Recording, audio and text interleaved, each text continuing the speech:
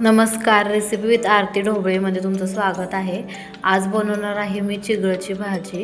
ही भाजी चवीला आंबट असते. या भाजीतून आपल्याला भरपूर प्रमाणात आयर्न मिळते, जे रक्तवाढीस मदत करते आणि शरीरातील उष्णता कमी करण्यासाठी सुद्धा ही भाजी उपयुक्त आहे.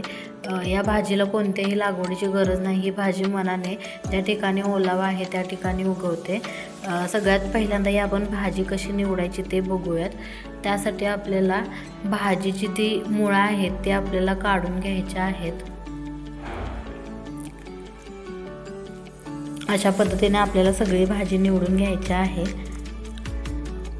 आता माझी भाजी ही निवडलेली आहे. ही चांगली स्वच्छ धुवून बारीक चिरून घ्यायची.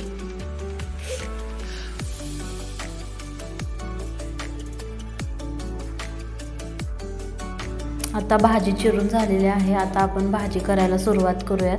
त्यासाठी मी लोखंडी तवा घेतलेला आहे. त्या लोखंडी तव्यात घेतलेला आहे 1 ते 2 चमचे तेल.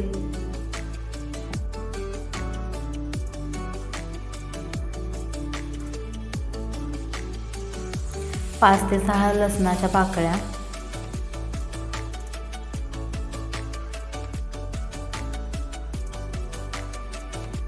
आणि थोड्याशा मिरच्या टाकून हे आपल्याला परतून घ्यायचं आहे. मग त्यात टाकायचा बारीक चिरलेला कांदा आणि हा कांदा चांगला गुलाबी होईपर्यंत परतून घ्यायचा. आता कांदा हा चांगला भाजलेला आहे.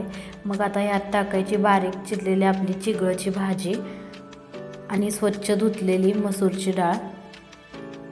तुम्ही मुगाची डाळही वापरू शकता, तुम्हाला कोणती आवडते त्यानुसार. आणि आता ही भाजी चांगली मिक्स करून घेऊयात.